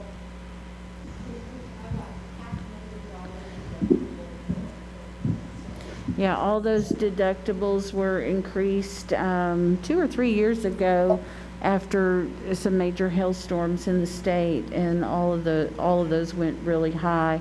You know, we had done some roofs in my previous district, and your middle school roofs then that was several years ago, were in the $800,000 range for just one roof. Your elementary is a little less. High school, of course, $1.5 million, $2 million to replace a roof. So roofs are expensive. And we did have that big hailstorm in April, I believe. It was in April where I had big chunks of ice at my house. Yeah. The insurance is bound to go up just because of the amount of claims that they're actually having. So. You know, we're just trying to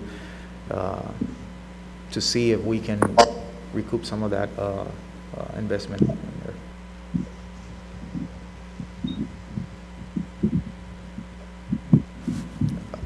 The list of this project is the strategic capital improvement projects. They were all the schematics for these projects were presented back in February by the O'Connor Robinson's team. I am just going to really my main focus is just going to be on 3 of them, just because they went from schematics, they were approved to go into design. So that's really going to be my focus on these projects. All of these projects, we basically met with all the stakeholders, which means for the Paul Tyson Field, we met with athletics department, the principal at Waco High, Mr. Stewart, the O'Connor Robinson team, facilities and maintenance, and throughout the process for the design, everyone was giving their input just so we can really have a final product that's actually going to satisfy the needs for the district. So we have been meeting over time and just giving them their input and what the district is really expecting, what is the vision for this project. So they have really done a good job of capturing that. Also telling us, sometimes you ask for things that not necessarily match either code or not the specific of the way that that this type of structure will work. So they are really good in engaging in those conversations and just letting us know, yes, that's something that you can actually pursue, or that's not something that, you know, we have to design or think differently. Also, next slide.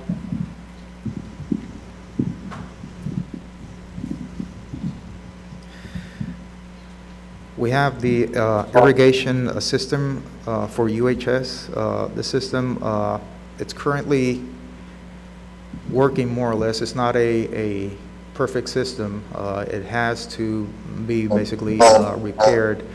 Currently, we have the lines that are receiving more or less of 80 PSI, which is the pressure in those lines, and it should really should be really in 30. So there's things in there that we have to address. We need to replace some valves, heads, and just divide really the systems from the actual sports complex to the actual rest of the field. We will also connect to the main lines to serve that purpose. The last one is our CNS walk-in cooler and freezer. This project is really to replace the ones that we have existing right now at the warehouse area building. They already have reached their life cycle and they need basically to be replaced. This will include infrastructure, loading dock. We will also connect to the existing generator there. And this will actually allow us to go back into the warehouse, pull out those walk-in coolers, the old ones, and just make more space for either warehouse or CNS. These walk-in coolers serve different type of programs that CNS currently has, community engagement and all that. So we want to provide them really what they want. And that particular project, I believe that there is funds that actually CNS can come up with. And it's actually all these projects are needs, and we just wanted to really present them and give you an update of where we are with them. We already went from phase 1 schematics to phase 2 design. CNS is more or less in a 50% design. We're still running through some scenarios that we need to correct. Irrigation is 100%, and Paul Tyson, I believe, is around 95%. We only need to finish up some items, include some addendums, and it would be complete for bid.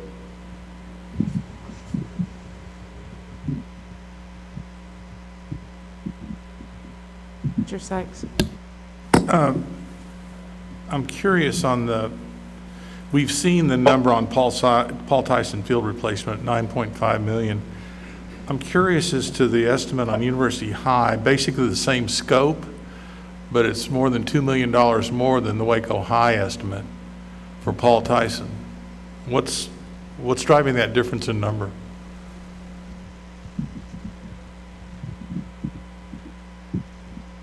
We're talking about Paul Tyson and University?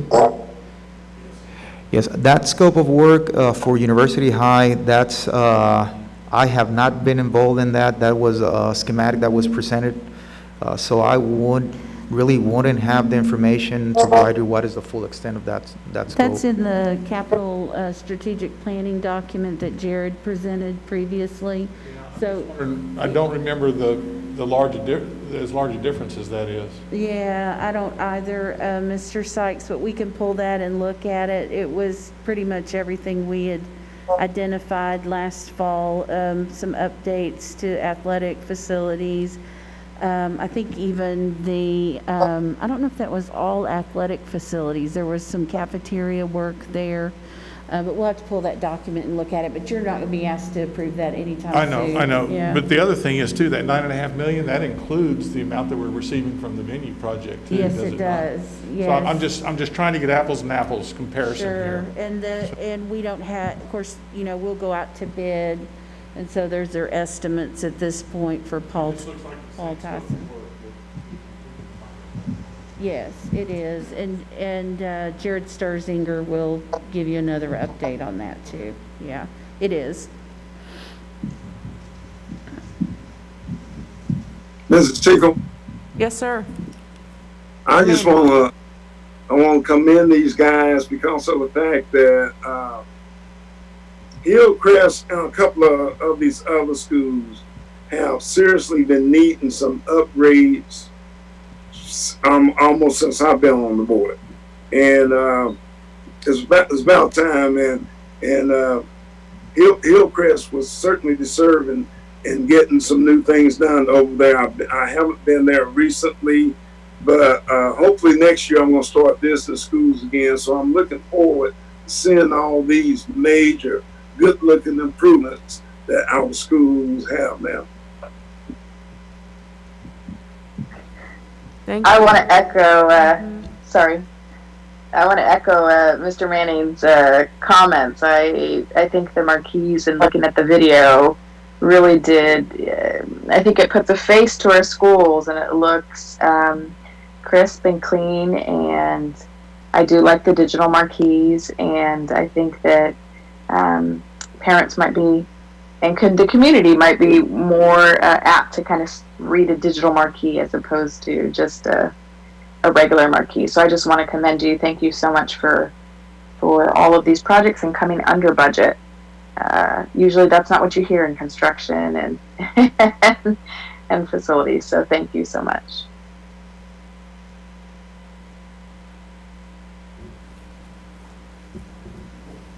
Okay. There's our Thank questions. you. Thank you. Excellent presentation. I really liked the video and seeing the work you've done. That helps give us a good perspective on a lot of good work.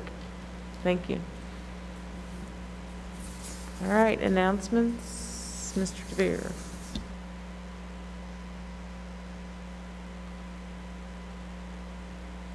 Thank you, Madam President, members of the board.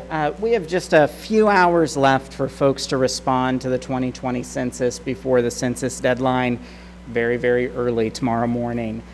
So I would encourage anyone who's watching who hasn't responded yet to do so, either by calling 844-330-2020 or by going to 2020census.gov. A couple of other things that are big events happening this week and carrying forward. We want to remind everyone in our community that there's a tremendous additional availability of free testing for COVID-19 right now because of the surge of testing resources coming in from the federal government. And you can find those details on our website by going to wacoisd.org/COVID testing, COVID testing together as one word. And we want to remind our high school students and staff that they have the opportunity, if they get tested while our campuses have shifted to fully remote instruction, to get free pizza, to get free frozen custard, and or buy one, get one shaved ice. We appreciate the businesses in our community that have offered those incentives. We want to take advantage of this shift to fully remote instruction to make sure that we catch as many cases as we can before we bring folks back on campus. And then finally, but also critically, early voting is underway now through October 30th. In just the first 3 days of early voting in McLennan County, more than 22,000 people have either voted early in person or returned a ballot by mail. You can find information about early voting locations and times also on our website by going to wacoisd.org/elections. And unique for Waco ISD this year is that we've postponed our trustee elections from this past May because of the pandemic, and voters, depending on where they live within Waco ISD, will see up to 3 seats on the board on their ballot. So thank you all for your time this evening. Hey, we have covered a lot of ground tonight and done it in record time, I have to say. It is after 9, but I feel like we have really heard a lot of great information. I want to thank everyone for persevering through unprecedented times, and know that we all feel like wish we could do more to support you and our teachers. So we appreciate the communication we get from you and your team, and please let us know if there's anything we can do to help you. All right, with that, we'll say goodnight. Thank you.